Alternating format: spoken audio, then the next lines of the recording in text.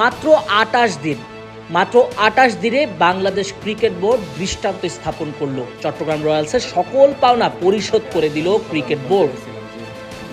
Two be honest, স্যাররা যেভাবে handle করছে জিনিসটা আমাদের জন্য অনেক বড় একটা লার্নিং, যে এত শর্ট টাইমে এরকম জিনিসটা হতে পারে। এ যেন বিশাল একটা উদাহরণ সৃষ্টি করলো বাংলাদেশ ক্রিকেট বোর্ড। বিপিএলে বিসিবির দায়িত্বে ছিল চট্টগ্রাম রয়্যালস দলটা।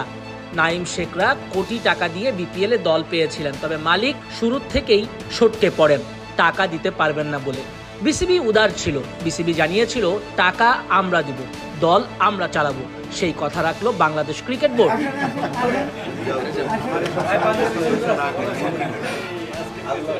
যখন টেক ওভার করে দিচ্ছি তো আমার টিম, আমি ওই কন্ট্রাক্ট দেখে টাকাটা যেটা মনে হয়েছে সেটাই যাবো। কন্ট্রাক্টের পুরো টাকাটা। নাঈম শেখের কোটি টাকা সহ চট্টগ্রাম রয়্যালস দলের সব ক্রিকেটারের বিপিএল সংক্রান্ত বকেয়া সম্পূর্ণ পরিশোধ করে দিয়েছে বাংলাদেশ ক্রিকেট বোর্ড বিসিবি। এ সময় উপস্থিত ছিলেন বিসিবি পরিচালক ইফতেখার রহমান মিঠু, ছিলেন চট্টগ্রাম দলের হাই কমান্ড হাবিবুল বাশার, নাফিস ইকবালরা, নাঈম শেখ, তানভীর ইসলাম, সাদমান, শরীফুলরা এ সময় বিসিবিকে ধন্যবাদ জানান। স্পেশালি বলতে হয় যে এত শর্ট টাইমে তারা এত ওয়েল অর্গানাইজভাবে আমাদের টিমটা হ্যান্ডেল করছে, যে কারণে আমাদের টিমের রেজাল্টটা এরকম আসছে।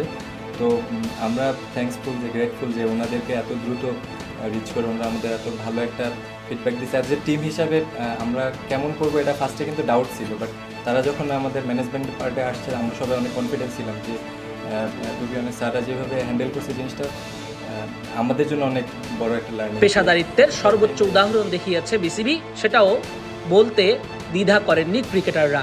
সব মিলিয়ে ক্রিকেটারদের মুখে রমজানের প্রথম দিনেই হাসি ফুটিয়েছে ক্রিকেট বোর্ড, দেখিয়ে দিয়েছে বাকিদের। অথচ নোয়াখালী, সিলেট সহ আরও কয়েকটা দল নিজেদের বকেয়া পরিশোধ করেনি। সেখানে বিসিবি চট্টগ্রাম রয়্যালসের বেলায় একটা উদাহরণ সৃষ্টি করলো। সব মিলিয়ে নাঈম শেখরা কোটি টাকা পেয়ে দারুণ খুশি, দারুণ উৎফুল্ল। অভিভাবক সংস্থা বিসিবির উপর বিশ্বাস তাদের বেড়ে গেল বহুগুণ। এইটাই হচ্ছে আমরা সেলিব্রেট করতে পারি যে মনিটর করলে যে রেজাল্টটা পাই। আর একটা হচ্ছে আমি কেন বলবো যে এরা অ্যাকচুয়ালি নিজেদের ফ্যামিলি হিসাবে দেখছে। অনেস্টলি স্পিকিং, যে সাহায্য করছে, নাইম বলেন এই বলেন, মানে না হলে ওরা যদি বেঁকে বসতো বা কিছু একটা হইতো, সবাই মিলে একটা টিম হিসাবে কাজ করছে। দিস ইজ দ্য একটা আমাদের কি বলবো, আমাদের একটা মানে বেঞ্চমার্ক হিসাবে থাকলো যে আসলে টিম হিসাবে যদি সবাই একসঙ্গে কাজ করে যে রেজাল্টটা কী হয়। কারণ সেই জন্যই তো আমরা চাচ্ছি ভালো ফ্র্যাঞ্চাইজি। এবারকার একটা শোনেন, সব কিছুরই কিন্তু ভালো খারাপ আছে।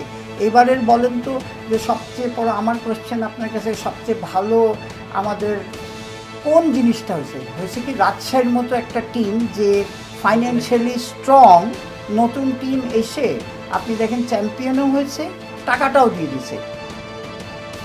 নাজমুস সাকিব, কালবেলা।